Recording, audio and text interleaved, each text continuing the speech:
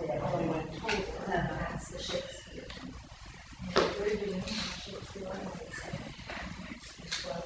One person still coming here. I'm Mike Werner.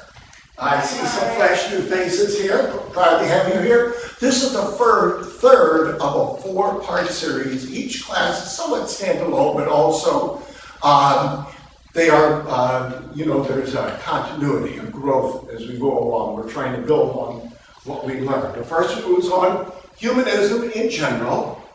And humanism, of course, is just how do you live a life without the supernatural, naturalistically, where this world is all and enough.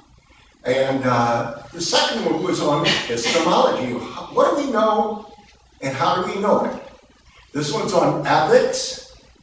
And the last one is going to be trying to piece it all together. How do you build a life without the supernatural? What are the resources available to us?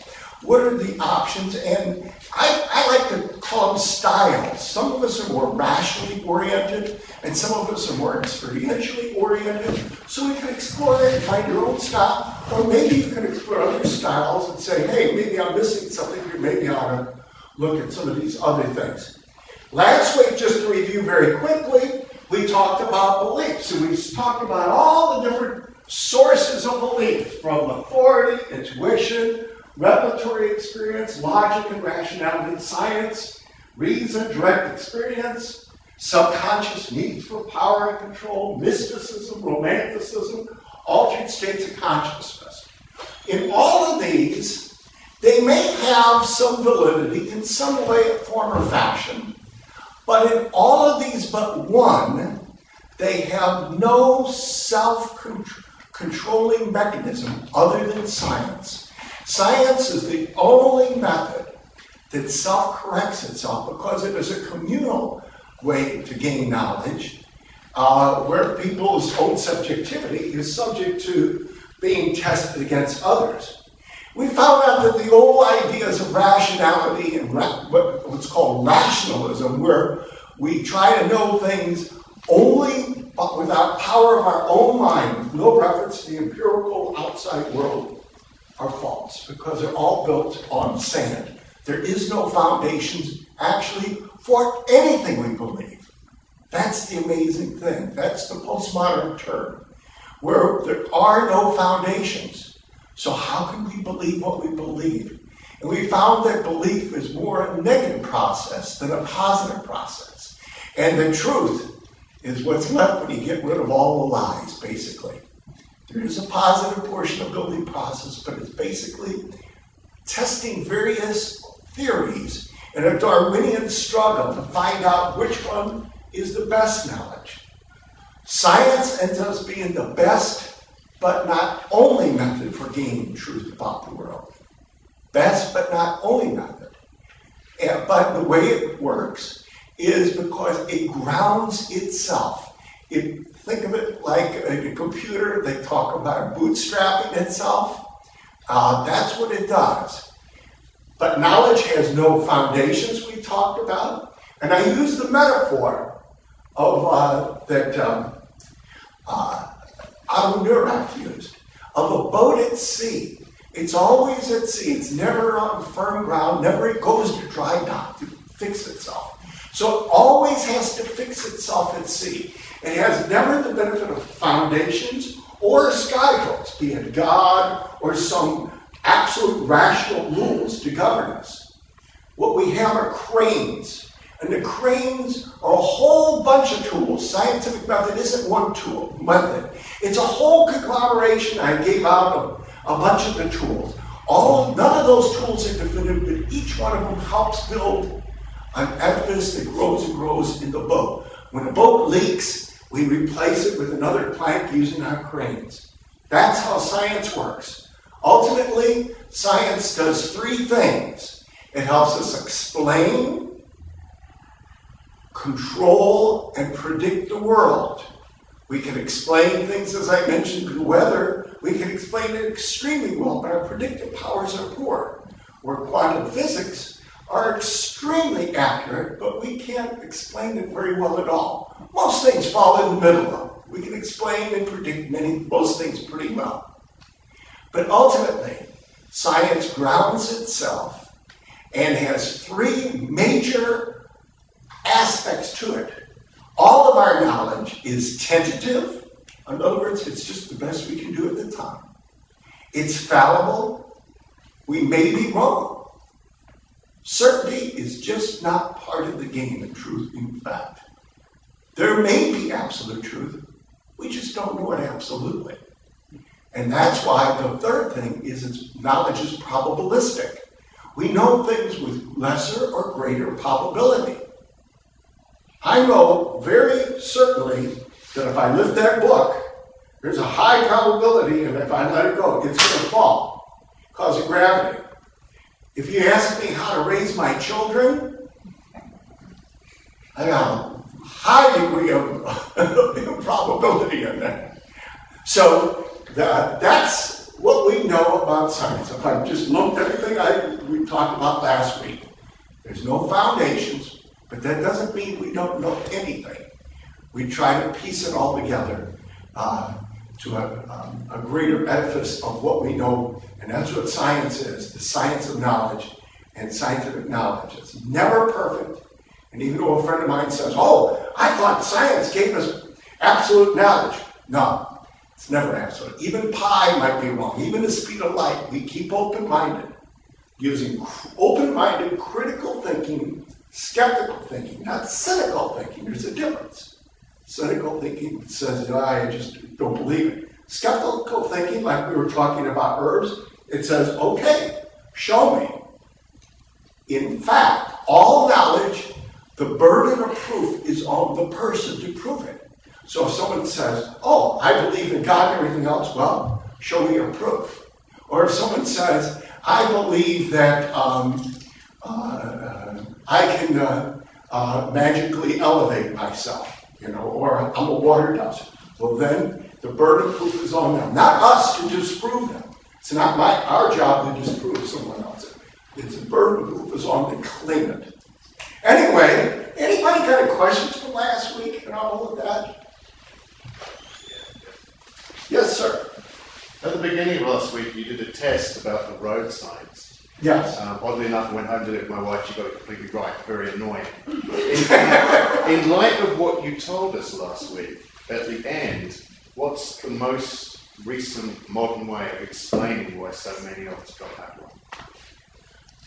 Because I was trying to use that as an example. We're all mired in old thinking. Right. And humanists many times are caught in old rationalism, frankly. And I pointed out, there's a class out there right now on ethics trying to prove a rational way of ethics. There is none. We're going to talk about that tonight. I think we just mentioned mathematics, I believe, is absolute knowledge. 2 plus 2 will always equal 4. I cannot imagine that because it's kind of perhaps an arbitrary kind of knowledge of symbolism that we've come to accept. That's not true. So, Do you remember my first lecture? I talked about Bertrand Russell and Alfred North Whitehead. They spent 18 years trying to prove that mathematics was an extension, a logical extension of logic, using only 2 premises. After 18 years, Russell's student, Ludwig Wittgenstein, came up there and explained why it wasn't true from grammar theory. Later, there was other proofs as well, rational proofs, especially Gödel's there, to prove it can't be. And you know what? Russell, this is a great example of open-minded thinking. He goes, oh, I'm wrong. 18 years of hard work, 12, 14-hour days, down to tomes, 900 pages, threw it away, and devoted his life to humanism and activism and peace. So I was wrong. That's a man. That's a man. Has the courage to admit when he's wrong. Yeah, the other point I would make, I don't think I consider myself a scientist, electrical engineer, but a lot of science is pretty conclusively proven.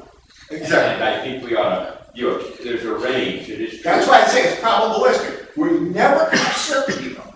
That word, just get out of your language. What we do, evolution, is virtually certain. The data is overwhelming, tens of thousands of pieces of that show that evolution is true.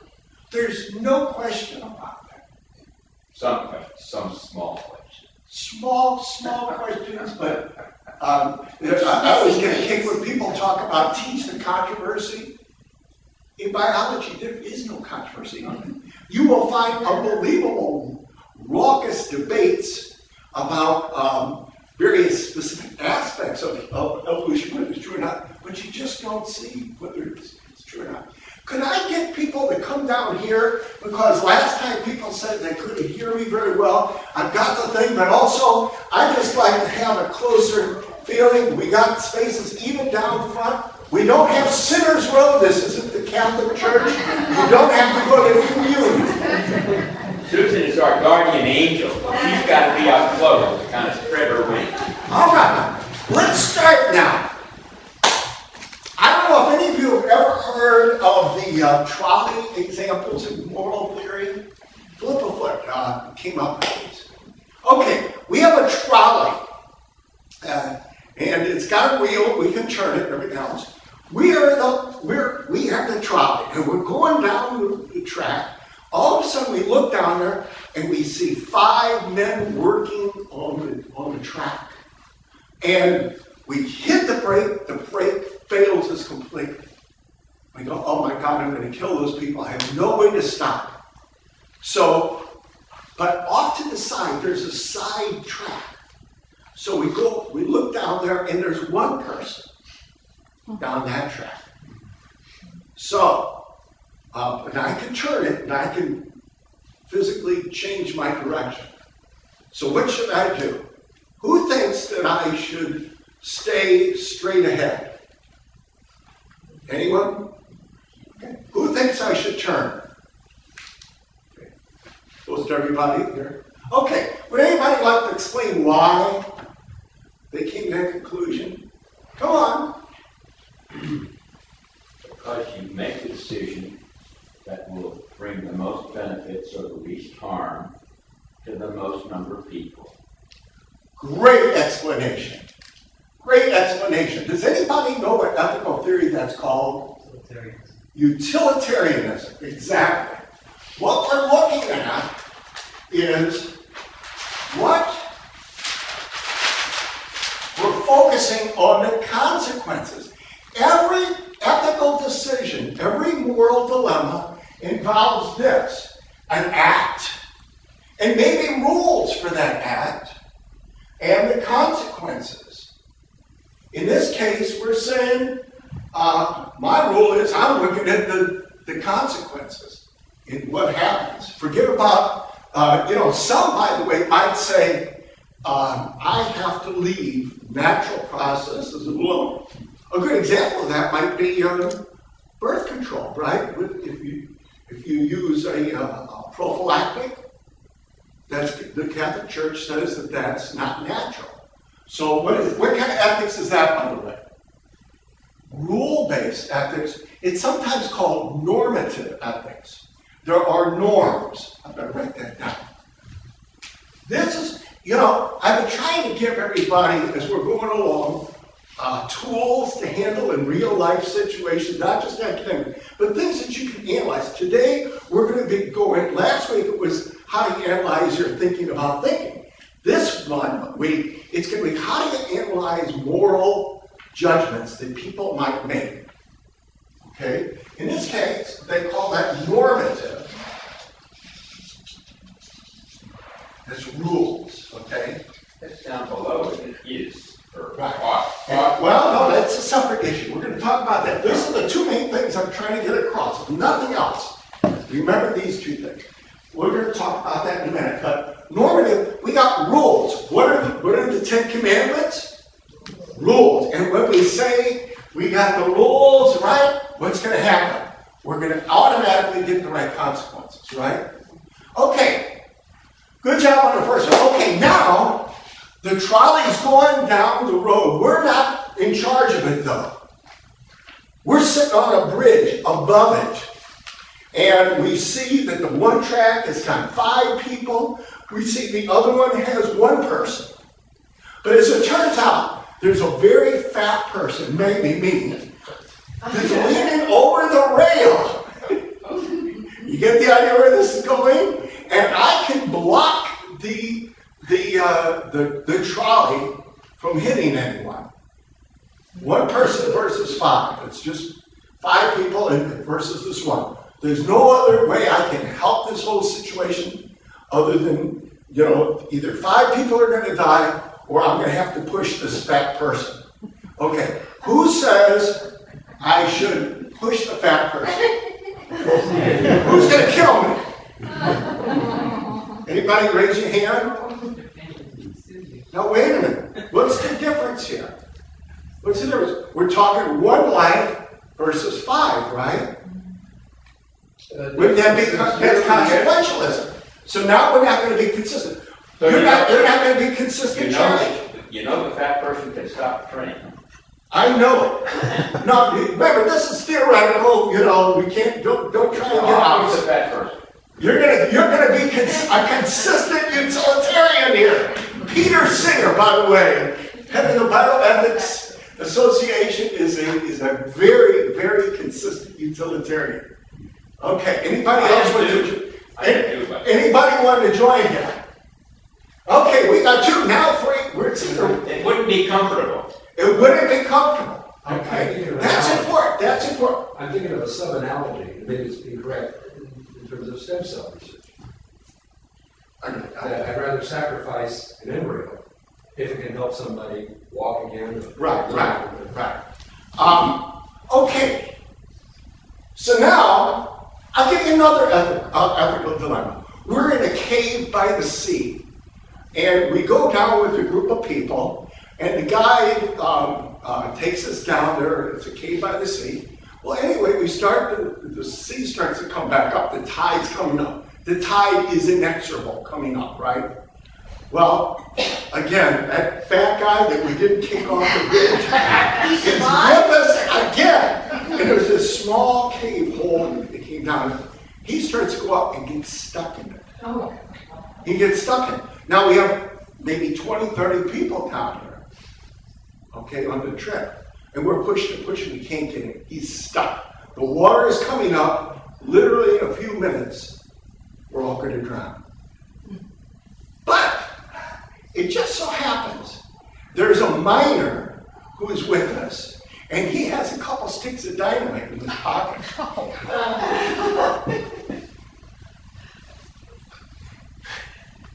A couple sticks of dynamite strategically placed in certain orifices might blow it free, right? So, what do I do? Anybody want to it's one guy, and let's say the guy's a real jerk. Like that. Now, Suzanne would say, give me that match. Anybody want to light the fuse? Yeah. Oh, how many? How many are going to light the fuse? Okay, a good number, maybe half the people here. Good. Okay, a good answer. Okay, let's do another one. By the way, all these things we're going to come back to. We're going to use all these examples to find out, because they're telling us something about us. Okay, lastly, let's go back to the first example, the trolley car. The trolley's got 5 people there. No, let's make it 25 people. Make it 25 people. And on the other side of the track, though, is the most important loved one in our lives. Ooh, yeah. See, this is the problem with ethics. It gets messy, doesn't it? It gets messy, real messy. Okay, we got the trolley. There's 25 people there. There's our wife, our child, our mother, our father, our best friend. Who's going to turn it towards that person? Come on! I thought we were going to be consistent moralists. I don't understand this. Mike, isn't there a horn on the trolley? No. We got to make these things so that you can't get out of them.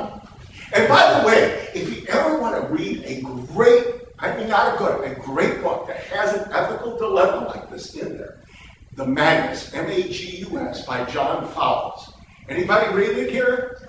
It's a young man's book. It was his first novel. It's a great novel from the standpoint, it's got all the, what shall I say, the spark and naivety in some ways of a young man, but also that fire. And he brings in the ethical dilemma. You folks that read it, do you remember it? The 45 years ago. You know, I won't spoil it, but let's just say it's a very, very good ethical dilemma in the same vein. All right, so we're seeing that we have problems here, don't we, in ethical dilemmas. You know, most of us don't have problems with ethics and morals. You know, by the way, ethics is our standards that we're going to use for deciding decisions. Morals is what we actually do. Okay? We have to make a difference there. We might have standards and not live up to them. Most of us don't, most of us not. Right? But do we have to add the word values to this now that we've added our loved one in there? Is that kind of... Well, values gets into ethical decisions. We'll talk about it. Yeah. How long do we have to make the decision? Evidently not very long, but it could be a very slow-moving trolley. It's a very slow-moving. Well, it doesn't matter. We got, you know, you might have to do a whole rational calculation. After 10 minutes, you might think, well, the loved one, yeah, I can live with that. Yeah. They really pissed me off last week. you can have a lot of fun with this. Okay. I want to, again, point out, remember my metaphor of the orange? We can look at orange. What does an orange look like? We can look at orange. We can turn it different ways. We see it different ways. We can slice it. We see that orange in different ways. And that's what we're going to do tonight.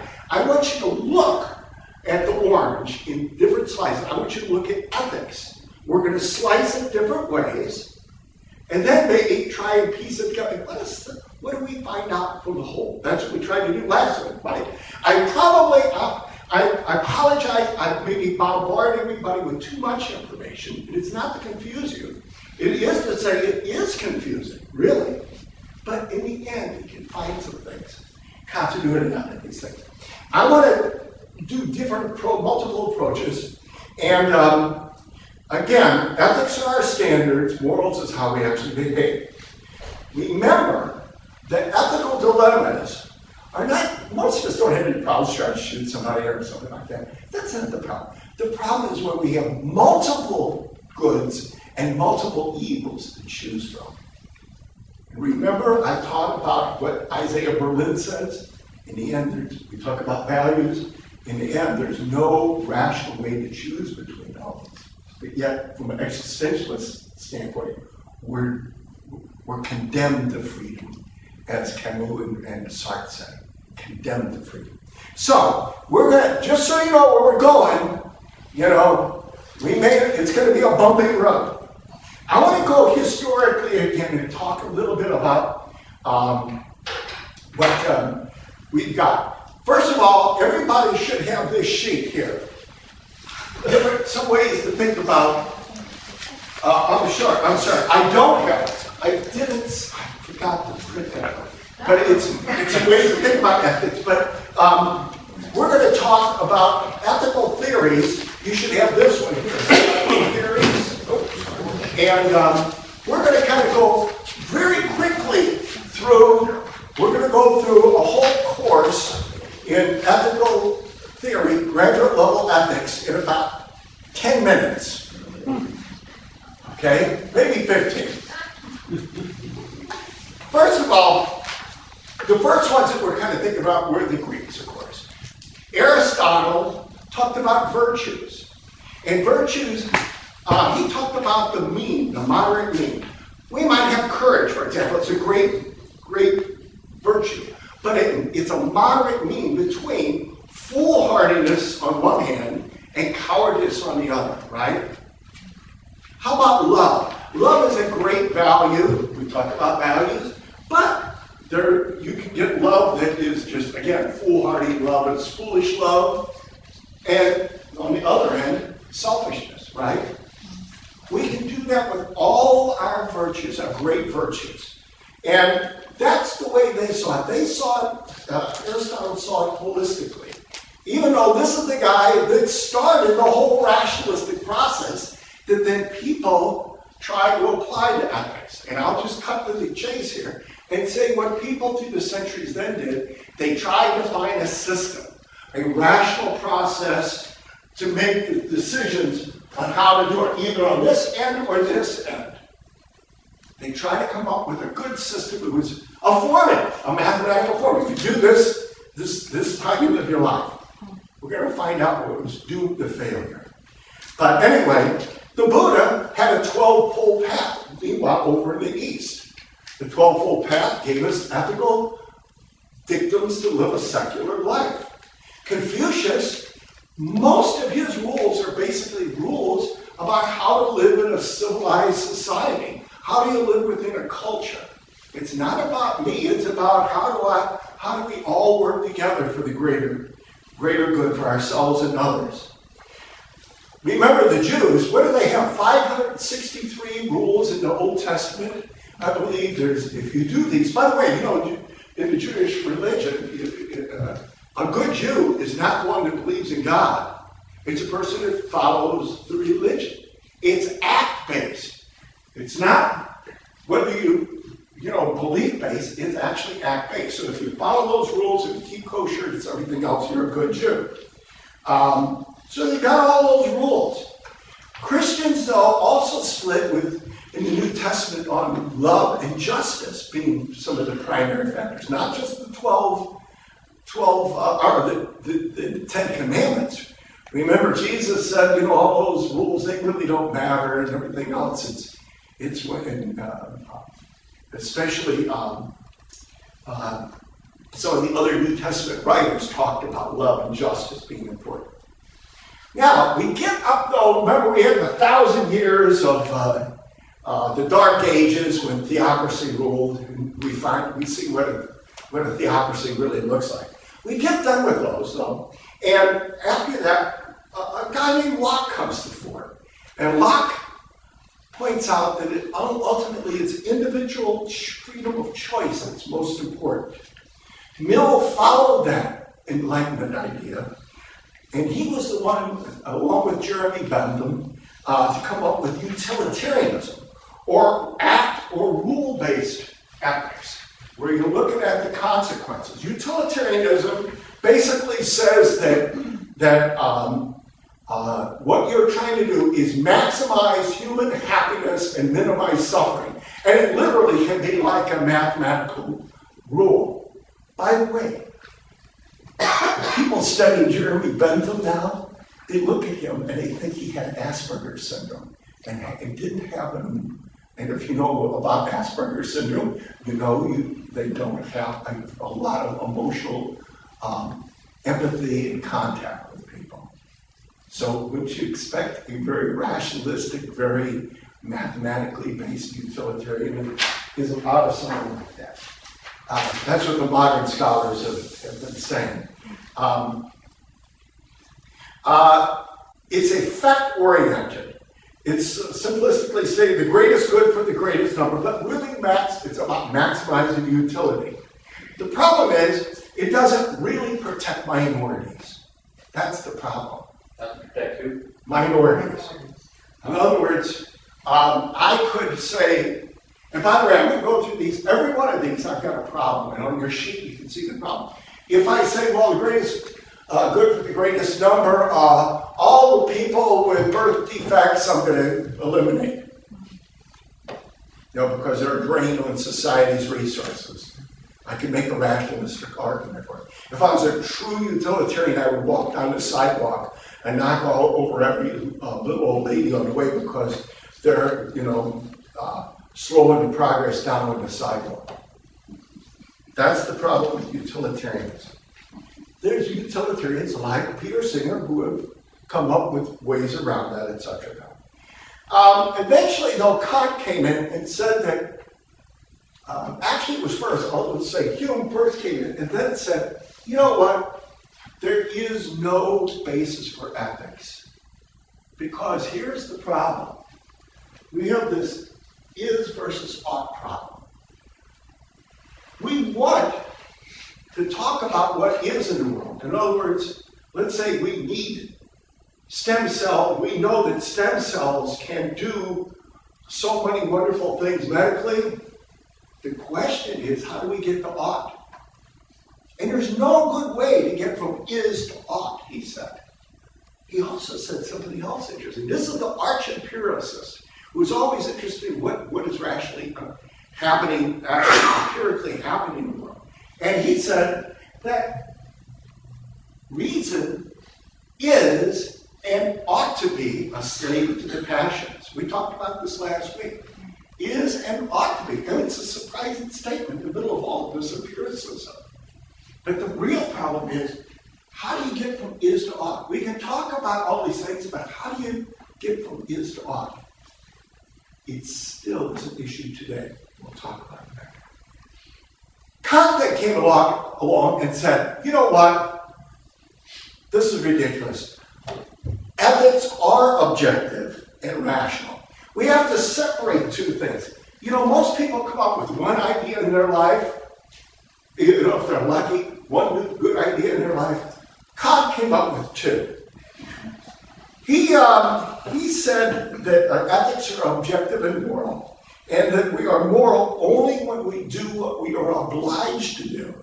And what he meant by that, by the categorical imperative, meaning act as if the maximum of your action were to become, through your will, a universal law of nature.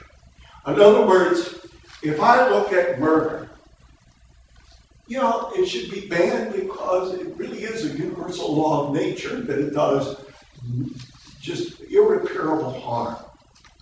Later on, he also came up with the idea, and this is the most important, and frankly, the beginnings of the most important humanist ethical principle, that people are ends in themselves.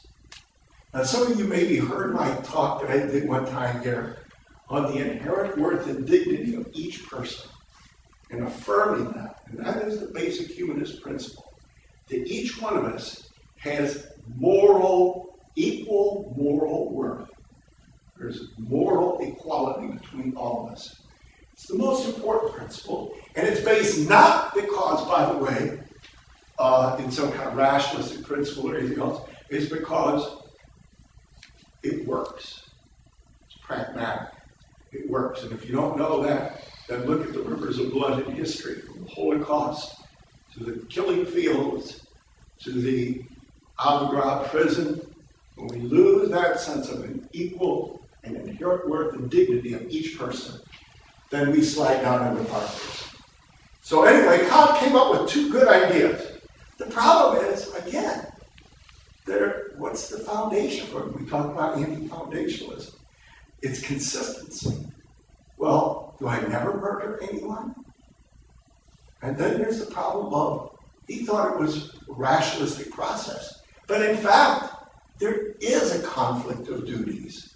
There is a conflict of values, as we talked about, and no ultimate way to choose between all of these. Marx said that ethics are objective and rational, and we are only moral in what we are obliged to do.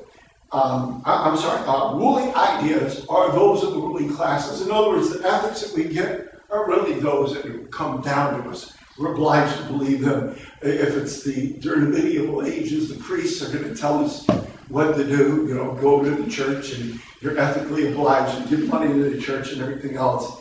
It's just, ethical life is really determined by economic culture.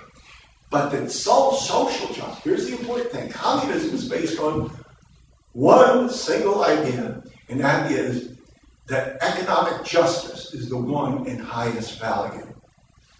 As we talked last week, 30 million people died during the Stalinist regime because of that one principle. Economic justice is a good principle. But what they did, they made a secular god out of it.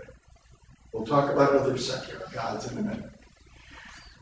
Ethical naturalism came about with people like Thomas Hobbes, Moritz Schlick, and John Dewey. You've already heard, John Dewey is one of my great heroes.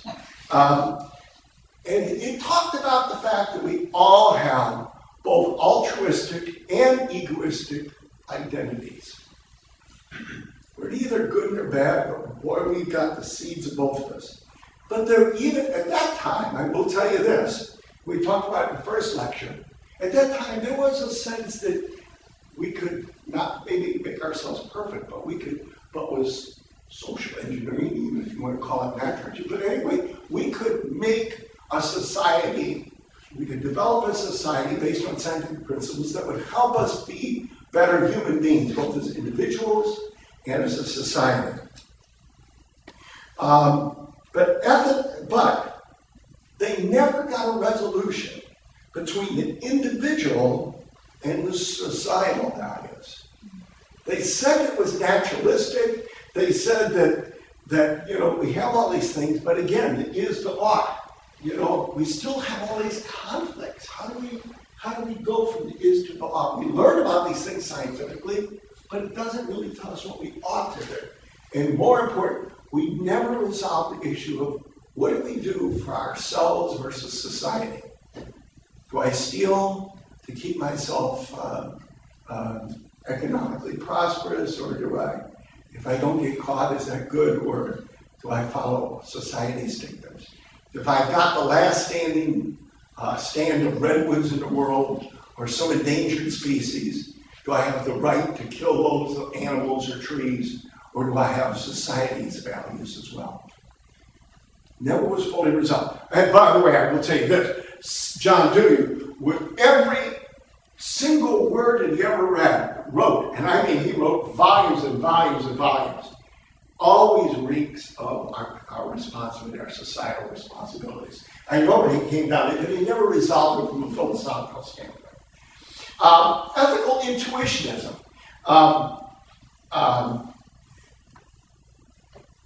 Well, let me go back. There was also, remember I talked about the logical positivists last week, that said any statement that can't be verified is gibberish.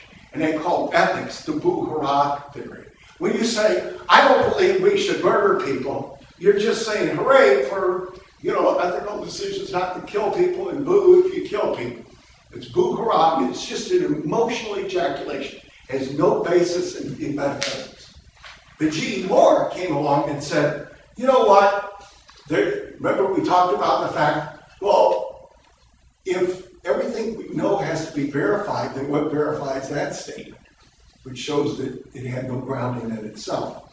But more important, he went back to Hume's original issue and explored that and said, no ethical, when he really explored it, no ethical shoulds could come from an is. And there's what he called the naturalistic fallacy. The naturalistic fallacy is that facts about the world can tell us how to live or how to behave. He said there is a good, that we should strive for, but it is undefined and intuitive. Well, the problem with that is, which intuition should we follow? I guess you could say that Hitler followed his intuitions. And I know a lot of people that follow their intuitions that, frankly do a lot of harm. That gets back to epistemology. See how it's, remember we talked about the web of belief, where epistemology now is impinging on ethics. So how do we get from is to ought? Is there a naturalistic fallacy? And if so, is there any resolution on it? I will tell you this. I and most of the ethicists today believe that the naturalistic fallacy is a fallacy. It's and we can get from is to ought, but you have to be careful how you word it. And we'll talk about that next here. Evolutionary naturalism. That's Spencer, Nietzsche, Huxley, and Newt Gingrich. Instincts are more important. Moral values come from societal instincts. It's a conservative standpoint. Nietzsche talked about it being a will to power, but more importantly, it led to what was called social Darwinism. Social Darwinism says that, we have a competition out here, and ethics are just ridiculous, and really it's a battle between all of us. Forget about altruism. And it really is a battle between all of us for survival, and we should follow that instinct. That's what's true. It gave, by the way, evolution and Darwinian theory a real bad name. It gave humanism a bad name early on because he said, well, you're naturalistic and evolutionist, so you must believe in social Darwinism. Nietzsche and Hitler believed in that will to power, that sort of social Darwinism. The Aryan man was above all else, and they would crush everybody else because they were just better Darwinian people. Remember the 32 Olympics when the runner? Jim Thorpe. Who was it, Jim? Jesse Owens, yeah. And he, won all these things. It was, from a social, the reason that was so important was from a social Darwinian standpoint. It shouldn't have happened. The great Aryan man is supposed to be. Remember I talked about existentialism, which really doesn't have any ethical theory per se, but it does say we are condemned to choices. We're condemned to choices. That's important. We have freedom, but we're condemned to do it without any real choice between them. And this is going to come back and be important to us. Also, I'll throw out there's nonviolence. Jesus, and not just Jesus, but the great humanist Albert Schweitzer talked about reverence for life. That you know what, in the end, you can talk all these moral theories and everything else, but if you just keep love in your heart and act out of love. And I'll never forget one of my mentors said, we were talking about an issue that I had personally, and he said, Mike, in the end, do the loving thing. And it's been one of those things when I am caught in real ethical dilemmas personally, it's one that's guided me. Like with my kid, whether, really come down on him hard or let him go or something, I just stop and they say, do the loving thing. And usually it's right. It's an intuitional thing, but it's also a motivational thing about rules, right? Some rules, but not specific rules. It's do the loving thing, whatever that might be. But guess what? Love might not be enough. How about the woman who's getting beat by her husband and says, oh, I stay with you because I love him? Again, you see, there's always, all these theories, they sound so good at first. That's what's amazing. We go, oh, this is it. That's great. And then you find, well, there's this problem here. Then there's ethical subjectivism, where ethics is just head counting. It's, just relative. Last week I gave you, and the people who knew, got a book here that has Mason Old's article. Mason lives down in Hilton Head area, or not Hilton, in Charleston area. One of these days I'm going to get him up to speak. He's a great scholar, humanist scholar. But anyway, he's got an article in there. I want you to see one complete theory, and this is the most modern, new, what shall I say, well, Donald showing an overarching moral theory that's been developed. And it deals with Rawls' theory. And Rawls, if you read that, and I hope, did anybody read that? Okay, we got one person. But if you read that article, it's a very logical aspect, and it's really kind of Kantian. It asks this question. Well, if we're making an ethical decision, what if we, instead of all these rules and everything, what if we just placed ourselves from an original position that we didn't know? If we are trying to make the decision about what to do, let's say politically, and we didn't know where we would be. For example, we didn't know if we're going to be let's say medical care, okay, universal medical care. And we didn't know whether we were going to be a corporate president with obviously very good medical care and lots of money, nothing else didn't have to work. Or we're a black child in the ghetto with no support whatsoever. If we didn't know what that would be, how would we make that decision? You see, it's asking us to go from an original position and say, hey, that's, if you didn't know any better, what would be the underlying rational way to choose? And it's a very valid way of looking at things. The problem with John Rawls is it is neo-Kantian, but individuals grow out of their original position. And one of the things is also, from a foundational standpoint, why should that position, looking at that issue, take precedence over other ethical theories? You see my point? It does seem rational, it seems good. Why should that maybe take precedence over utilitarianism or many of the other theories we're talking about? But I'd like you to read that because Mesa does a great job of explaining, better than I've ever seen on that.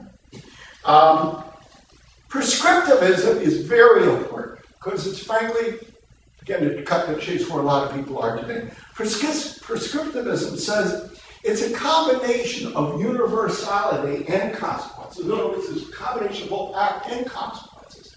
And it says, what are the rules and the consequences that we can prescribe that will give us the best result?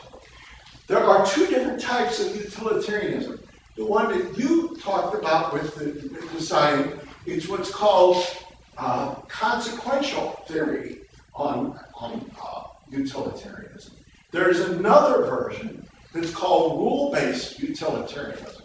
And it says, what are the rules that I can come up with to lead to the greatest good for the greatest number? You see it? No, we don't just look at the greatest good for the greatest number. We say, what are the rules? That's called rule-based utilitarianism. Prescriptivism may take up a blend of all of these things. Kohlberg looked at the moral theory from a standpoint of how do children develop, and looked at Kantian methods. When do children start to think about others? When do they, it's sort of like he took the basic theory that Piaget did on development of children from the cognitive and how they work with others and things like that. He took it to the moral, but his basis, underlying this, his moral basis for judging these children was Kantian ethics. In other words, when do they start to think about the inherent worth and dignity of each person? When did they start thinking about themselves as equal centers of moral worth? Those kinds of things.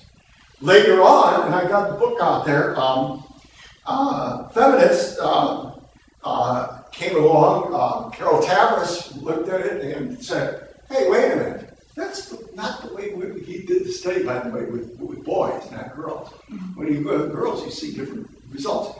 And by the way, now that's been tested and refuted, so it's controversy. But the point is, a lot of feminists use this, is that men and women do think differently. Now, some of the latest studies say that's really not the case. So there is controversy. Again, I want to say everything's neat, clean. There's trying to find where the controversies are. But the idea is that men think in rational terms. They think in systematizing terms. The rules, the formulas, where women are more concerned about generalized care and concern. Generalized care and concern. It's not a matter of the rules. It's just, this is what we do. It's like I was talking about, what is the loving thing to do? It's more intuitional.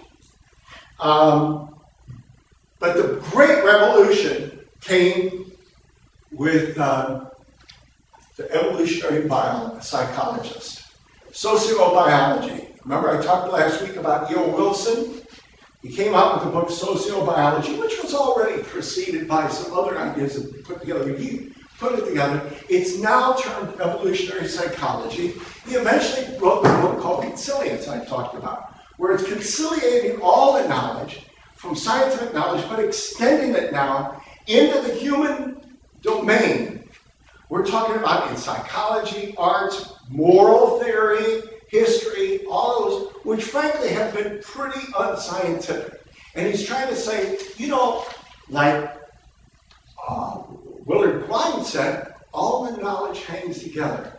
And so he wants a consilience. Remember I talked about how the book Consilience gives us a roadmap for the 20th century, 21st century of knowledge. doesn't tell us what we're going to learn or how to know it, but he says, this is where we've got the roadmap has to be.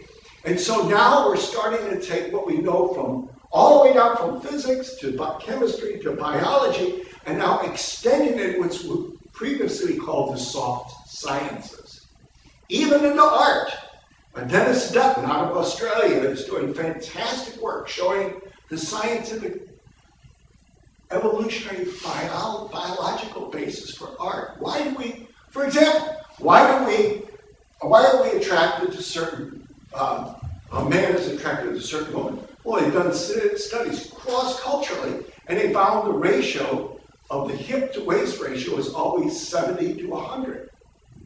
And it doesn't matter whether the person's skinny or fat. And it gets back to that. Scientifically, they know now that that is an optimal ratio for a baby carrying. You know, it's way so why do you see Michelangelo's David and all these other figures, why do they have certain ratios? And they have very specific ratios. The head ratio started off at 7.5 to 1 to the body, then became 8 to 1 and things like that. There's definitely things that we capture in our eye that go back to our biological heritage, their adaptations. Let me read. Remember last week I told you about that we had modernism and then postmodernism, and there's a group of people called the third culture that are trying to piece together a new way of thinking, really cutting edge stuff. And as it turns out, this month, the question they ask, one question a month, of all the great minds in the fields, and this one is, what is the basis of morality? I urge you to go on edge.org and take a look at it. All of them are fantastic. I will tell you, it's sensible, they are limited. But I want to read what the opening talk the speaker says, Jonathan Haidt. It was wonderful. We are living in the new synthesis and ethics that E.O. Wilson called for in 1975. We are living in the age of consilience. As I pointed out last week, this is a mind-blowing, expansive area. This is where the growth is going to be in the future. If the 20th century was the age of physics, the 21st century is going to be the age of biology and how it impinges into all the human endeavors. But what happens, if there's one book, if you want to read a good primer on this, I couldn't find my book, but it's The Moral Animal by Robert Wright, and it's W-R-I-G-H-T. I highly recommend this book, The Moral Animal by Robert Wright. And Robert is actually not a scientist, he's got a scientific background, he's a writer. And he explains this extremely well. It's a little dated now, more than a little dated, but it's a good foundation to understand what's going on in evolutionary psychology. You can't really understand consilience unless you read that, because you can't understand what E.O. Wilson is trying to explore. But basically, all of these top thinkers, they're trying to explore where does this moral animal come from? What is modern scientific thinking? What is it is? And I wrote an article, I gave you a copy of this too. It's 15 years old, and I'll take credit for, frankly, these guys come to a conclusion that I did it 15 years ago, and I would rewrite it basically in terms of major scientific things, but all the conclusions they come to, it was all the pieces were there 15 years ago. So it's taking a while to really gestate and come to the fore. But what we're seeing is, you got evolutionary psychology, what it says is, our moral lives, we are hardwired as adaptive traits within us for survival and reproduction, both moral good and evil. I start off my article, I read one of the first, or I have one of the very first ones coming out of hardcore evolutionary psychology, the very first ones. No hint of genuine charity ameliorates our vision of society once sentimentalism has been laid aside. What passes for cooperation turns out to be a mixture of opportunism and exploitation. Scratch an altruist and watch a hypocrite believe. Michael Gislin, The Economy of Nature and Evolution of Sex. What he's basically saying there is that our altruism was an evolutionarily designed device to get us to cooperate together. That's what it was done. By the same token, we have hardwired in us to cheat. Think of this. You got the small, remember, we evolved in us hunter-gatherers, and you got the small group, hunter-gatherer group, and they got the food, and everybody pretty well knows who's cheating, right? If you cheat on the food, people are going to find out what's going to happen. You could get thrown out, right? And literally, you'll die, probably. So people learn to cooperate and share, to be altruistic. But by the same token, people learn to cheat a little bit. To give them a little, it was an evolutionary advantage to cheat a little bit to get some food. Read The Moral Animal. The big question, again, I'm going to point out where the big controversies are. The big controversy today is if morality, and certainly religion in particular, morality, it pretty well was an adaptive trait designed into our genes. Religion, the big controversy is religion was an adaptive trait from group selection, underlying group selection, or is it just a byproduct of things like tribalism and just our brain imagining things and things like that. But that's where some of the controversies are coming today. But morality definitely, they feel it's an adaptive trait. But we're trying to understand that. But it also, aside from that, we can look at it rationally. Are any of you familiar with the game theory, where they've got the game theory where you go back and forth and you don't, it's too hard to explain, I have to go into it. It takes too long. Here's another, scientific information is coming in by the loads. I'll tell you another one. Thomas DiMaggio, I've got the book out there. I think I talked a little bit about it. We have a neocortex brain that sits like a cap on top of the midbrain and the old brain. The old brain, the lizard brain, shall we say, again, just built for fight and flight, reproduction and survival. The lizard doesn't think about, mathematics or anything else. It's that neocortex does, the rational portion. But what happens is that old brain is where the morality is centered as well for us. It's both in the rational and so it's an adaptive trait. What happened though? Thomas DiMaggio was a neuroscientist. He was studying various people that he had who had severe injury, either cancer or lesions or physical trauma that severed the ventromedial connection between the old brain and the new brain. And a classic case of Phineas Gage, the guy that was camping, I think I told you, he was camping and went up through here, severed it. Originally, he was very rational, everything else became very irrational. He could not make moral decisions. This is what happened with all these people. The bottom line is, our brains, we think we're thinking about morality, but in fact, it's the old brain that really makes the decisions. We can weigh decisions, rational decisions, everything else. But Freud had it right. Hume had it right. We are and should be slaves to our passions. We think we're making rational decisions about such and such. Do you think, really, I did a kick. I look at things weird. I watch CNBC a lot because I'm interested in investments. And I see all these CEOs coming on and talking very morally about, we can't do this, we can't have any. You think, are they really coming from a moral or rational standpoint? Or are they really, subconsciously trying to protect their own? Got it. Conversely, I saw the people down in Haiti, some of the people there are saying, gimme, gimme, gimme, Franklin. Well, because they have nothing. It's a survival technique. All of us got this even. And as I pointed out, we're not so much rational animals as rationalizing. Hate, it's got a great line in here.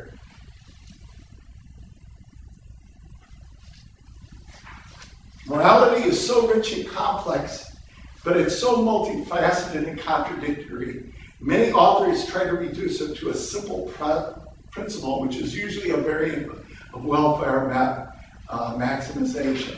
But then he says,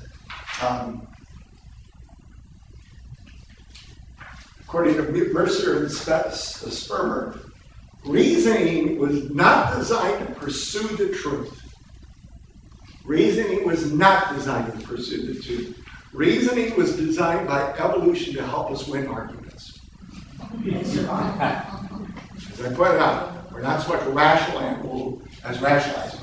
This is a dangerous thing. That's why I thought the last week's the epistemology was so important, because we are the bearers, the humanists are the bearers of the Enlightenment tradition, the reason, and everything else. The problem is we have to understand both the dangers and limitations of reason.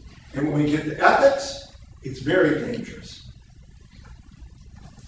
The problem we get is we can rationalize all kinds of things.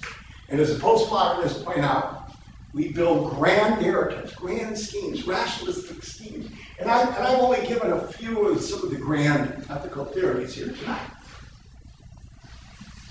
We've got a whole bunch of them here, right?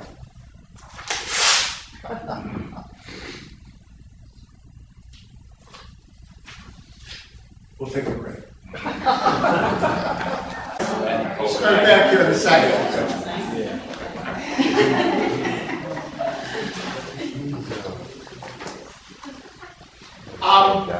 I'd like to point out a few conservative columnists I really like. Is David Brooks out of the New York Times. And he wrote an article, and I gave you a copy about it, The Moral Naturalist. I talked about the people of the third culture. Well, he's touting them here about the Edge Foundation and talking about how do you gain morality in the secular sense, and he's very much for that. This, again, it's an expanding, growing area. We're just beginning to understand all of this. But we know enough to say, and again, I'll really recommend that book, The Moral Animal by Robert Wright. We're starting to really understand what is the basis for morality from an is standpoint. The group that did that, I just printed this off because it just came out. So you got the most cutting edge stuff going right here. When it says about the third, they put together a consensus statement. And they've got several main topics that they say. I will point out that most of these people are scientists of one sort or another. They are not philosophers, they're not ethicists. So they're looking about not, what all this abstract stuff about morality. They're looking about how is it and where did it come from.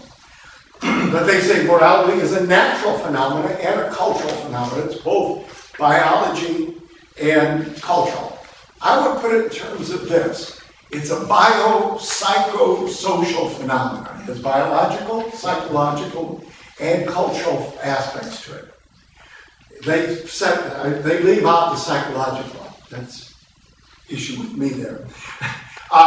Many of the psychological building blocks of morality are innate. We know that now.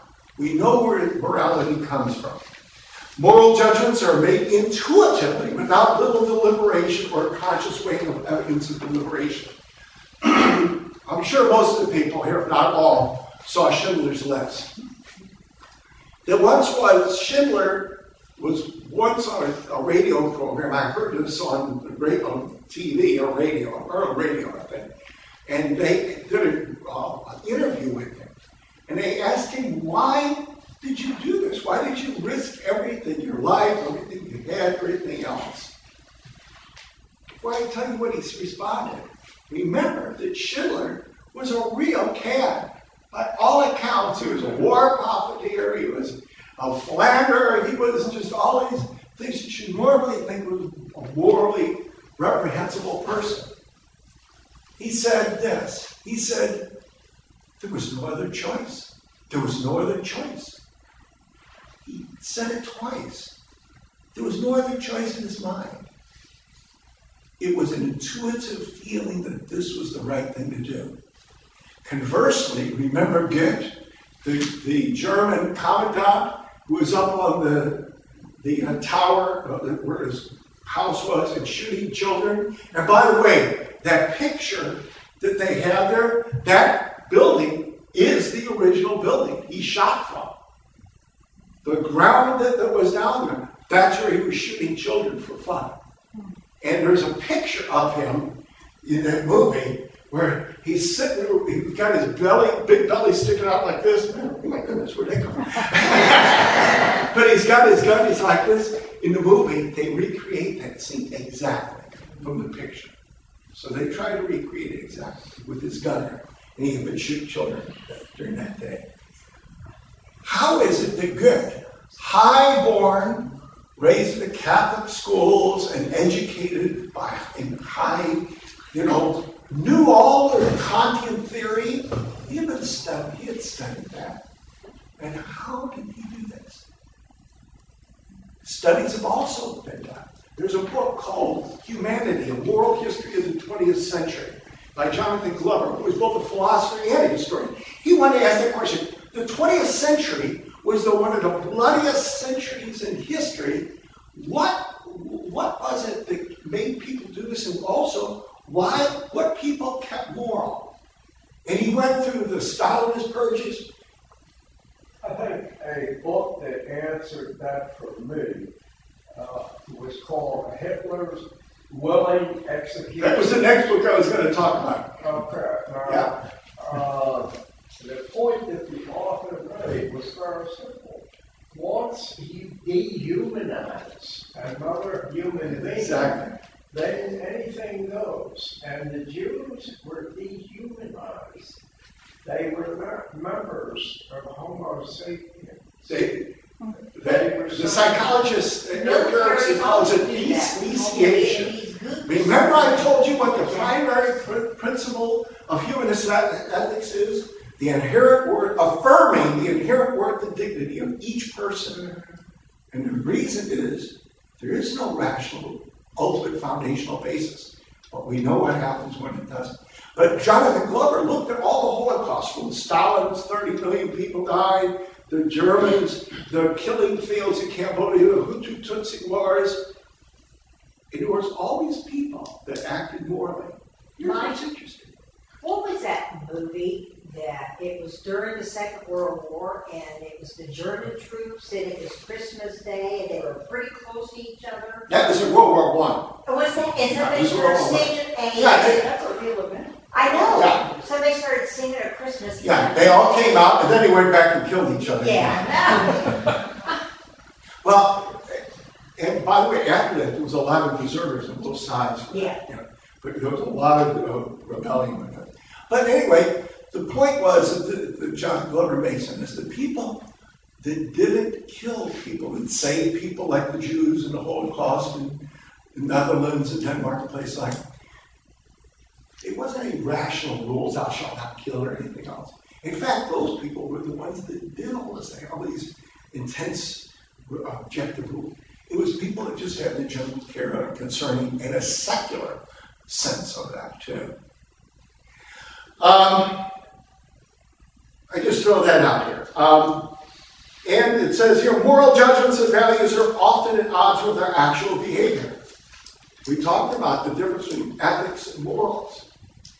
Many times we do that. Why is that? And many areas of the brains are recruited for moral cognition, yet there is no moral center in the brain. Remember I talked about that we think it was irrational, but now, Damasio's studies show that, hey, the old brain is making some major decisions here. And morality can differ between various cultures. And lastly, moral systems support human flourishing to varying degrees. Now, this is important. We're going to come to this in a second. It actually supports a fairly conservative agenda. I did tell you about one moral theory, more recent, and that is Alistair McIntyre's. There's a book out there called After Virtue. He's actually a Catholic. He taught at Vanderbilt. And I never talked to him, but I talked to several of his students who really think he's all wonderful and everything else. But he takes the postmodern view that there's no basis for morality. He fully accepts that and everything else. But he said, he goes back, well, what is it that really works? You know, I'm a pragmatic. Remember, I'm a pragmatist. You know, pragmatism, what works, seems to be the best epistemological position. That's why science is justified, because it works. It bootstraps itself. Alistair McIntyre said, well, you know, he went all the way back to Aristotle. Remember Aristotle, what he's talked about? Virtues, moral virtues, character virtues. It's the character virtues that keeps us moral, not the rules. Well, recently, a lot of people have been doing studies on this, and it does seem to be that way. More important, there are also things about disgust, that our morality has an inbred mechanism for making us want to keep moral, and that's disgust. When we find people that are psychologically incapable of morality, generally they don't have two things. Number one, empathy. And number two, they don't have a sense of disgust about certain human actions. And people, there's always going to be a few of these toxic personalities. It's not the norm, but this, you know, in past societies, they were probably killed by their hunter-gatherer tribe. They wouldn't have survived. But again, you're always going to get some outliers. That's just the way, you know, the statistics are going to work out. You have some people with tremendous empathy. I'm going to cut to the chase. Where does our morality come from? It comes from a combination of reason. It's in our best interest to do so. Game theory and a lot of other studies have shown it's in our best interest to act moral. It's not just a matter of trying to get away with cheating. Ultimately, cheating doesn't work most of the time. Yeah, sometimes the bad guys win. Sometimes the bad guys win. Mostly, it's in our best interest because trust, we're hardwired to like people and trust for trusting purposes. People that don't have that empathy, that's right. The other aspect of why we keep moral is because it's inbred in our genes, and it's built around empathy and compassion. So it's two things. Remember, I told you humanism is built on both the Enlightenment values and the Romantic values. Guess what? That's what morality is. It's a blend of both. It's both rational to do so, and it has to do with our overall feelings of empathy and love and compassion. I'm really less interested in where our morality came from and what it is. I'm more interested in what has happened to it. Well, I'm not a kid, and I can't remember in school, grammar school, middle school, high school, and college, the sexual abuse of children by priests, the abandonment of children by their parents, the physical abuse of children. I've seen the results of it. I've seen the scars. What happened? What changed our morality in the last 30 years? Well, I think that could be a whole large topic. Maybe by the way, all of these classes, you know, I'm giving a broad overview with little bits and pieces. Anybody who would like to have, you know, have a discussion, we can talk about any specific thing. That's so big and broad, but we can't get that. I do want to go to the next topic. I said, where does our morality come from? I want to say the big question is, what should we do? And I've given you some ethical beliefs here. Like I did previously, I wanted to put down here, not just leave it open-ended, but what does modern ethical theory tell us today? The problem with the edge people is because they're all scientists, biological sciences or scientists or psychologists. There's no ethicists in there. And so what I've tried to do is blend in here a blend of what the humanities tell us about ethics. Remember I pointed out, we are co-equal centers worth, freedom, and authority. We affirm the equal worth and dignity of each person. The important point is, remember I talked about prescriptivism? This is prescriptive, not descriptive. Remember I tore this up? I think I tore it up too soon. I think I gotta take it back. You know why? Every one of these theories, every one of them, has some core truth for us. Do any of you know what the law of parsimony is? It's the law that says that the best idea is the simplest. It's not true in ethics. The law of parsimony is not whole. In fact, we need a whole bunch of things. None of these tools, again, the garage tool, none of them is definitive. None of them, oh my gosh, I'm talking about situational ethics, aren't I? It's true. There are no absolutes. Any moral rule we could come up with, be a murder or anything else, we can always think of some situation where it's not true. But you know what? That's true, but it doesn't mean that these aren't good rules of thumb. The Kantian rule that we just talked about there of co-equal centers of worth, it's not always true. It doesn't always work, but it's most of the time we got to do it. Why? What happens? We end up despeciizing people, and we can justify anything once we take away the. In fact, I just got into an argument with some right-wing buddies of mine about they hate the Muslims and hate and I tried to point out, once you go down that road,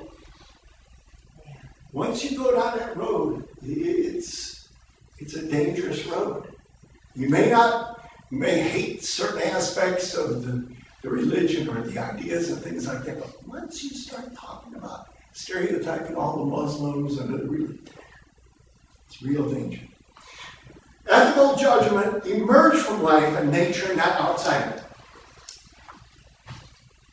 Ethics is absolutely relative in the big scheme of things. I'll give you an example. Remember the movie Dune with the big sandworms? Okay, let's think about the morality of sandworms. Let's say you're a sandworm. And let's say your morality is the sandworms are toxic to each other. If they come in contact with each other, they can die. Okay? If you're on the planet of Dune, out in the middle of the universe, it's a meaningless universe. Where does their meaning come from? It comes from Dune. Now, is it relative? It certainly is. It's relative to the fact that if they get together, they can't. In our case, what are we? We're social animals. We evolved as that. We're here. We're not isolated individuals. So the morality that you might come up with, the situational and the normative ethics you might come up with for a sandworm, is going to be totally different from us, right? But here's the important point. It may be relative, but it's not arbitrary. Our ethics isn't given by the universe. It's not given by God. It's emergent. It's an emergent property. It emerges out of who we are from our biology, our psychology, and our situation. Again, it's not simple, folks. Non-parsimonious is not, it's very complex, but that's the way it is. It's messy. Ethics, morals are messy. So, again, ethics is relative, but not arbitrary. So when somebody tells you, oh, you humanists, you believe anything. Remember the Grand Inquisitor in Brothers Karamazov, said if there's no God, then anything is permitted. He's asking that question. By the way, that chapter is considered, the Grand Inquisitor is considered the greatest piece of literature ever written. It's considered the greatest chapter in the greatest book, Brothers Karamazov. Read it and realize he wrote that in 20 minutes, nonstop with no editing changes. Just flowed out.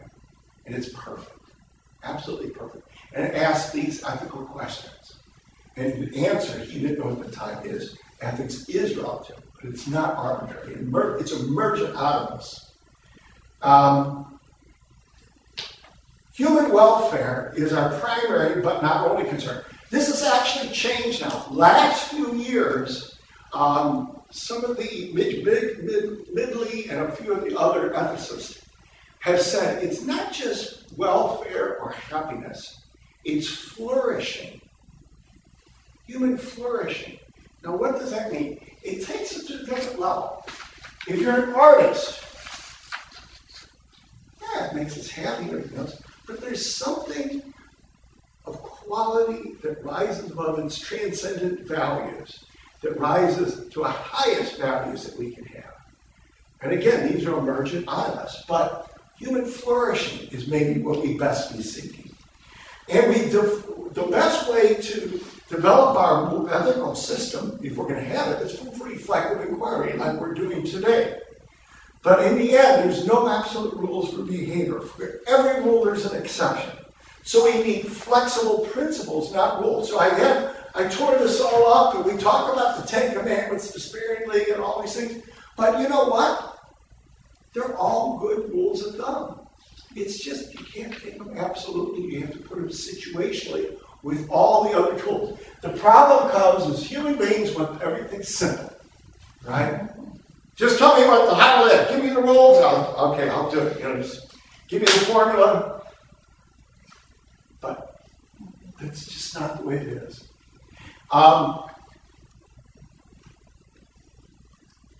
Many, if not most, moral judgments we have to make requires to choose between no clear path, between conflicting choices of two or more goods or evils. And our greatest values are in conflict with one another. Remember, I came from Isaiah Berlin. It's the most important thought, philosophical thought to come out of the 20th century. Remember, I talked about tragic liberalism. It's tragic. We'd love to have some exact rules of how to choose anything. Sometimes there's not. In our daily lives, we have to choose between, do I take care of myself today and do something I want to do, or I do something with my spouse? I mean, this is the little thing. I mean, Suzanne yells at me all the time because I'm not doing exactly what she wants, what I want. But, and vice versa, right? And there is no right way. All universal oughts, we're going to, they're conditional. Yeah, we ought to do it. This is how we get through the naturalistic fallacy. Where we get to it is that they're conditional. We say we ought to do it because if we want this, we should do this. You see, it's a prescription. In other words, that's how you get around the naturalistic fallacy. You can't get from is to ought, but what you can say is, if we want a life that flourishes, if we want a society that flourishes, here are some things that we ought to do. We ought to treat each other decently, not kill each other, not lie. So the naturalistic fallacy is a fallacy. There's no satisfactory overarching moral theory has been found. What's called grand narratives in postmodernism. This is still a hotly debated topic within philosophy. We have free will in a largely deterministic world. We have a deterministic world, a meaningless universe. And for the humanists, where we get our meaning and purpose is out of our lives with each other. It's our moral lives with each other. Humanism ultimately isn't just atheism. It is a moral philosophy that says this world is all enough and we're responsible for each other.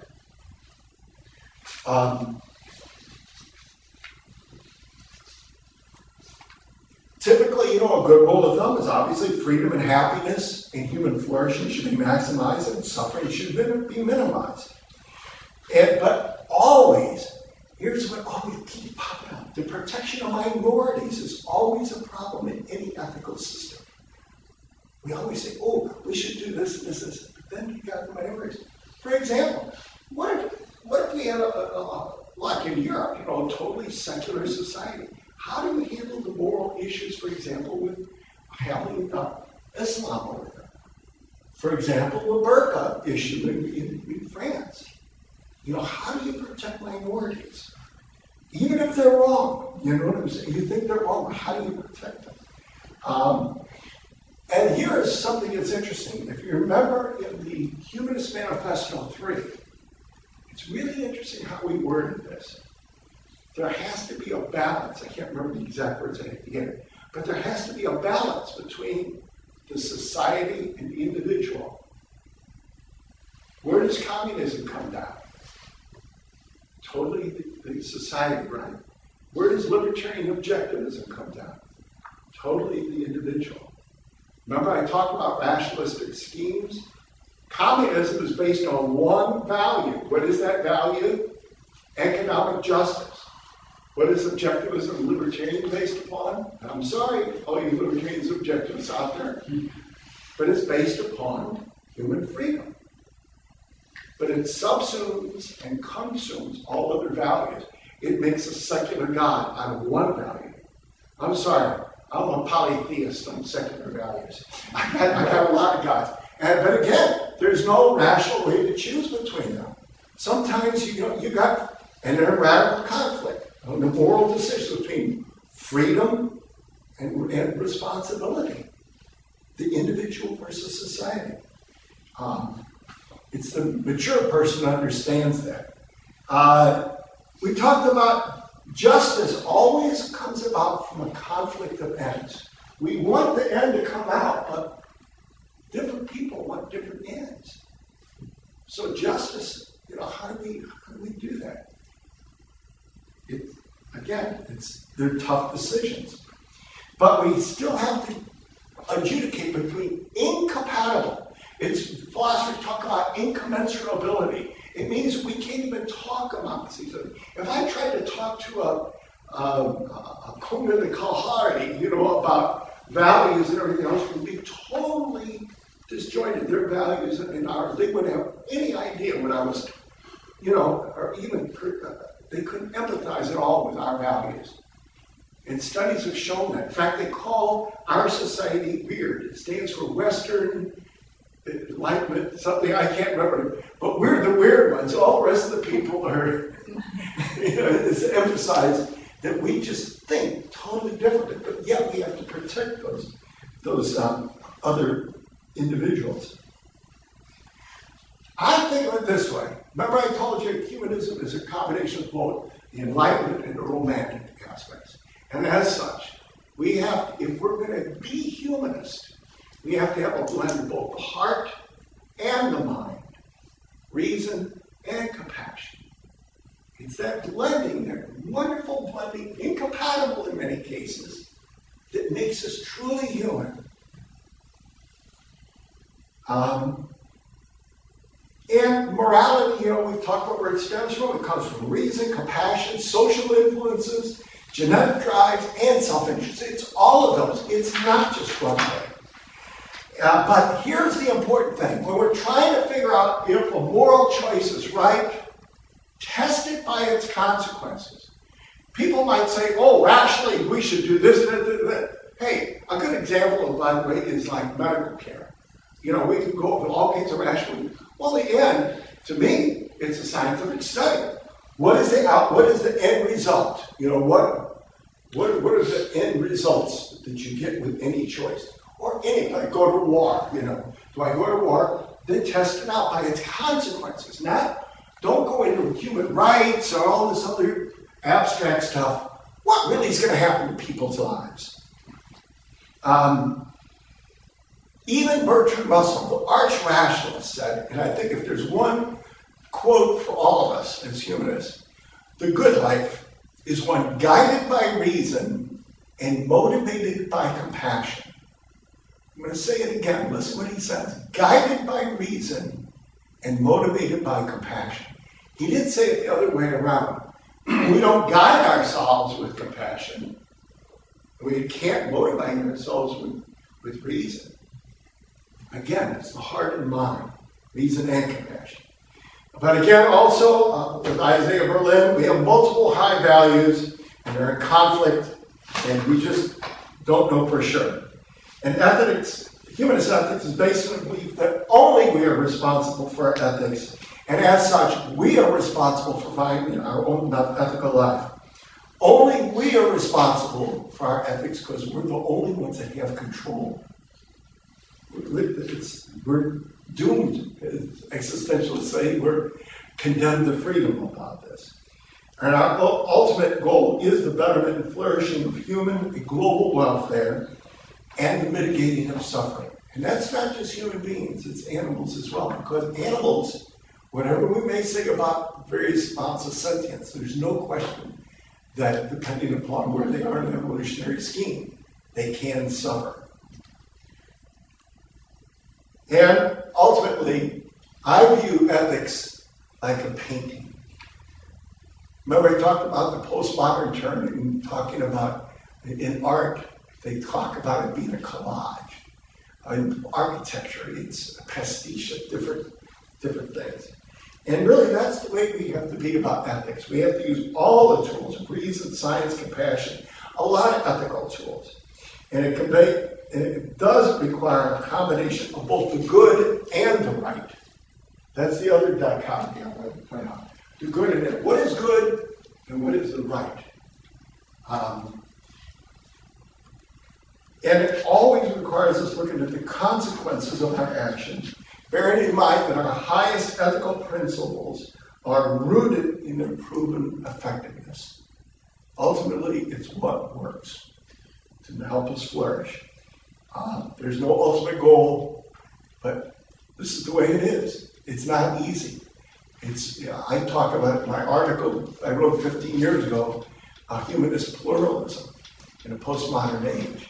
It's a pluralism not because I'm trying to be equal to everybody and all other things. It's what we're left with in the end.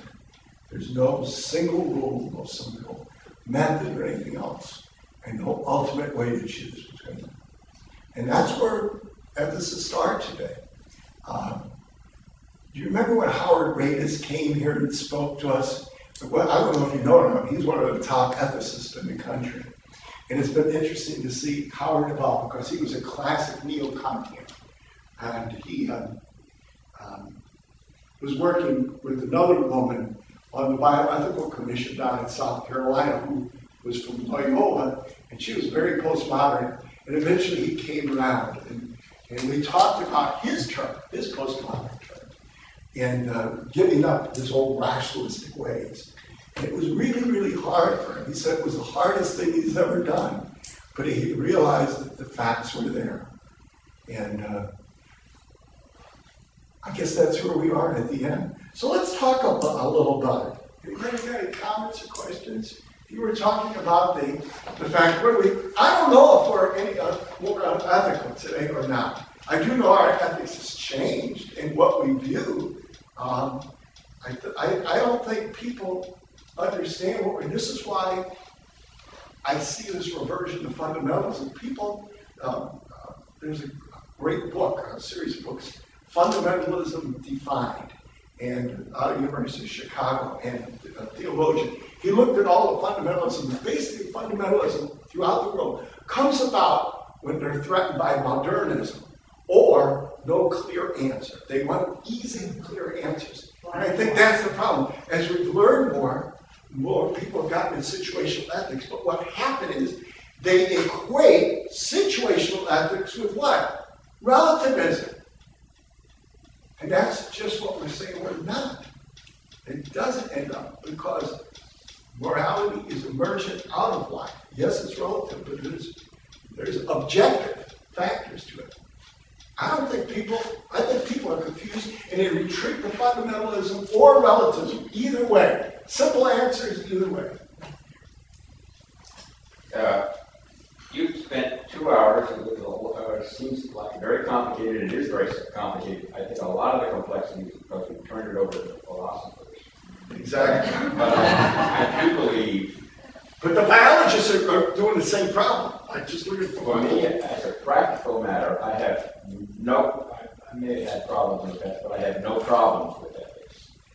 They start with a rule, which, and that rule is a well-known rule, namely the golden rule. But it's tied with the instrumental consequences and so on. You treat other people like you would like to be treated, and out of that, the only problem with that is that,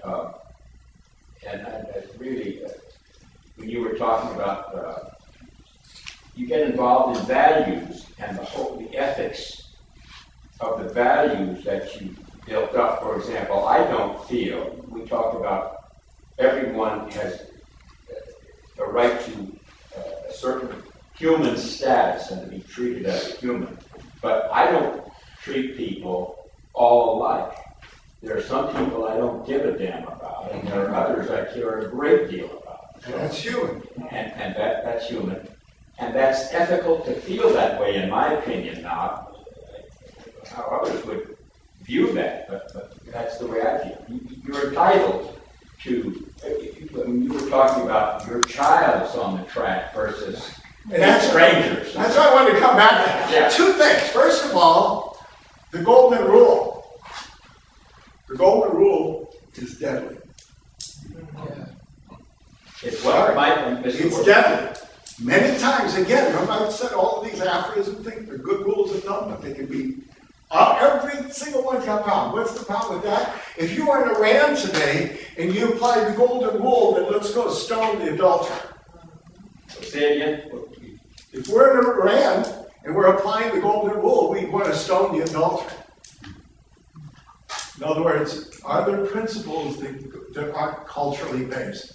Really, what you're really saying when you're saying that you're applying the golden rule, you're saying you're using a culturally based, you're saying everybody thinks the way I do. No, more or less. no, because if I were in Iran and I was surrounded by Iranians that didn't agree with me, the golden rule, I said earlier, I said we have to make an ethical decision, considers all the stakeholders involved in the decision. My own self-interest is perhaps the highest of the values in the decision, and my own survival.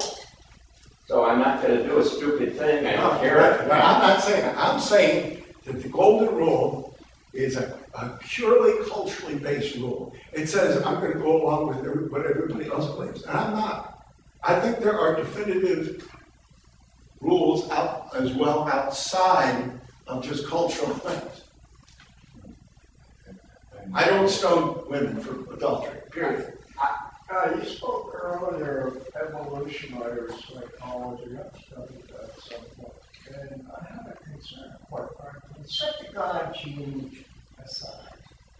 I'm concerned about the greed gene that I see prevalent. To the extent that maybe our evolution has not prepared us, said to be governed in a true democratic government. I mentioned earlier the changes in the culture and the treatment of children and this and that and everything. But look broader at how we are attempting to govern ourselves and the changes that have occurred in the last 50 years. Yeah, I will tell you this. Early evolutionary psychology was very much individually based. As it's gone on, we've learned more and more in research. We see that it's much, much more powerful. The communal aspects are much more powerful. By the way, let's go back to the original study. Let's get back to it. Remember the trials? Why is it that, the first question is real easy. Why is it that no hands went up when it was a loved one? We flipped the switch. Because they're in a personal circle in the tribe. It's in our evolutionary interest. In other words, we'd sacrifice ourselves for 2 children. It's been said, we'd sacrifice ourselves for 2 children or 4 grandchildren. Think about it. If you're going to pass on your genes. There's a mathematics, and guess what? Studies have actually shown that's about the proportion that we do that. But now we're learning more from evolutionary psychology or group psychology that the groups survive, and this is where it's actually a little disconcerting, but you got to follow the facts wherever they go, like Alistair McIntyre did, that evolutionarily, morality developed as an issue to help us as a group survive. So there are aspects that are somewhat conservative here. In other words, our morality then it's pushing us to say, hey, we need to do what helps our group, which might not necessarily be a good group. It might be Nazis or Iranians or, This is why I love what they've done, the reality circle here. They're dead on, but they also, just like the philosophers done, they haven't blended the ethics, the pure ethics, the philosophers that frankly thought that they could ex nihilo out of decide how to develop an ethical theory. Didn't work. And neither will just getting the isms, we need a blending of both philosophy and ethics, of philosophy and biology. Consilience, that's what E.O. Wilson was originally seeking. Consilience between all of the sciences. Somebody over here had a question. I was just thinking that the gentleman was talking about how things change vis-a-vis the Catholic Church and child abuse and all that. I'm thinking that it's not so much that things change, that perhaps there's more aware, especially with communication, the internet. In the old days, I don't know if this could have ever happened, this kind of divulge all these things going on, because all these things would have happened separately, all the victims would have felt like they were the only victims, and the shame and whatever else they felt would have kept it quiet and under wraps. And I'm thinking nowadays it's a lot easier for these things to be divulged and exposed. Let me throw out something to you, if I can, real quickly. I've given you hopefully a basket of tools to try and analyze some ethical decisions. I'd like you to think about one, abortion. What is the argument against abortion? You're killing a baby, okay? You're killing a human being. And when does life, according to the Catholic Church, begin? At conception. In fact, life is a continuum. It never stops, right? What is the argument from what is one of the feminist articles of ethical beliefs for abortion? Women should control their body. A woman should control her body, right? And what kind of argument is that from the is ought? It's a principle that I own my body, right? We talked about principles, first principles. We also talk about fact. There's no principle that's absolute, right? So, is it true that we always should own our own body? How about if a woman is pregnant and she's dumping cocaine in her body every day? Does she have a right to do that? Does she have the right to her own body? Or the octopus? Right. Do you see the point I just made? A very, very good principle. A very good principle. A woman should have the right to her own body. Generally. That's why we have courts and judges. Okay. How about a principle of when does life begin? Again, that's totally arbitrary. The most important point, if I was going to look at it from ethical standpoint, is when do we relatively, arbitrarily, whatever you want to call it, define personhood? That's the real issue. Life is a continuum. There are no absolute rights. So what's going to guide us, I think, is when do we define personhood? And that's totally arbitrary. And why? And how should we judge that? By the consequences. It's Peter Singer, by the way. If you want to read a book that will just shake you to your core, I don't care what your belief is, read his book, Rethinking Life and Death. And he talks both about abortion and euthanasia.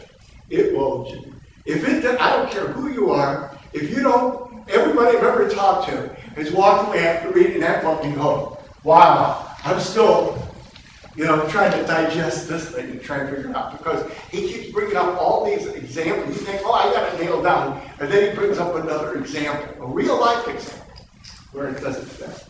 What is the humanistic view of assisted suicide? Pardon? What is the humanistic view of assisted suicide?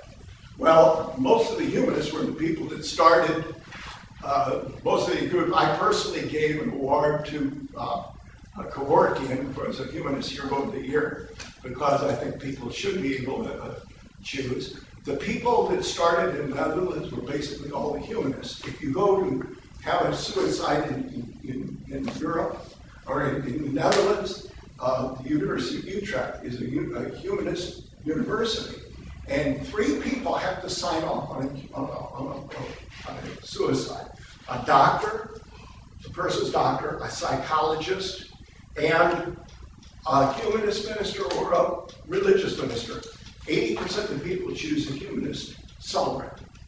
And in that case, it's to protect, people who are just depressed and everything else. Personally, I am for it, but I can see abuse. There's no question. Again, what is the effect? What are the results in people's lives? Yes. We recently were faced with a situation that brought that issue to mind. We euthanized our cat. He had an incurable cancer in his mouth, and at the point where we felt he was suffering, we were not going to allow him to suffer. And you think about that, we treat our animals better than we treat people in those situations. And I have some personal situations where, just horrific stories. I'm sure all of you know those stories like I could tell you. But there's no absolute humanist position. I will tell you, most humanists believe in the right to have your own, to control your own body and your own death, as long as you're mentally competent. But Mike, it's not only that. I think the feminists would say it's not just a matter of the rule, woman to control her own body, but the value of the quality of life for the living. Namely the woman, the rest of the family, so on and so forth. My greatest fear, to be honest with you, my greatest fear is Alzheimer's. Yeah. I'm going to my 40th reunion, I'm going next week, and all my college buddies were all getting together. I haven't seen most of them for 40 years. And one of my best friends, he's got Alzheimer's, and he's totally psychotic at this point. And, I think you all know people that are who have had Alzheimer's and to be dead because they can live for 20, 30 years and be mean as a snake during a period of time. It's amazing. Read that book. Read the book. You want to get shaken up and get your thinking going. Read Peter Singer's book, Rethinking Life and Death. Remembering, though, he is an arch utilitarian, totally utilitarian. Here's what's interesting. Catch-22. On his own mother, when she was dying, he didn't pull the plug. Catch-22 is if you've got it, you cannot go to Oregon and get the doctor to give you a pill because you are not rational enough to make that decision. That incidentally is a major decision that I've made, perhaps the number one in my life, really. Because I dread Alzheimer's. By the time you know you got it, you may forget it.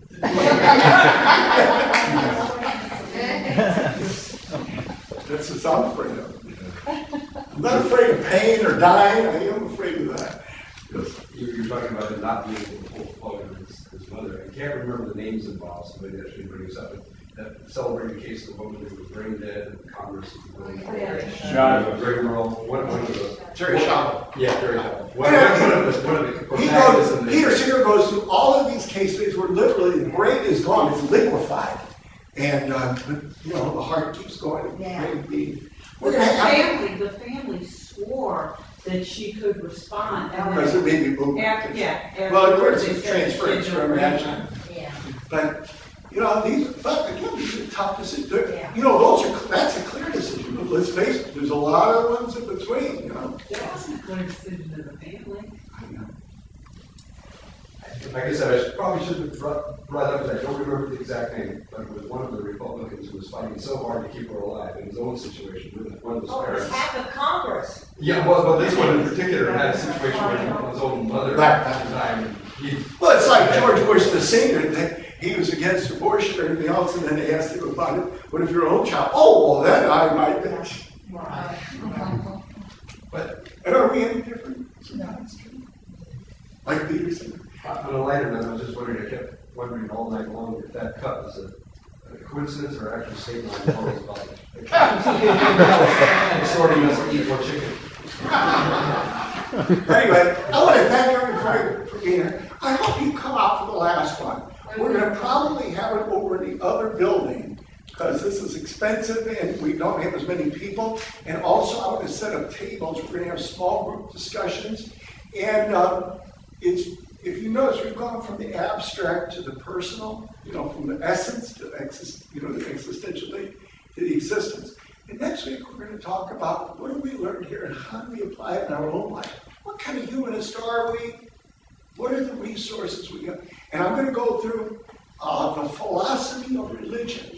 Even though humanism per se isn't a religion, I'm going to go through what they call the functional aspects and the definitions.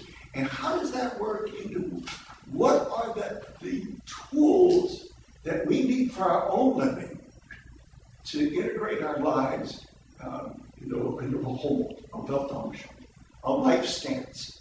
So hopefully you'll join me.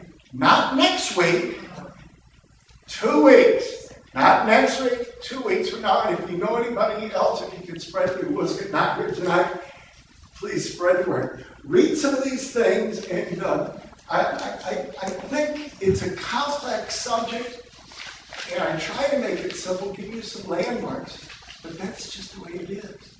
It's simple, folks. Thanks a lot.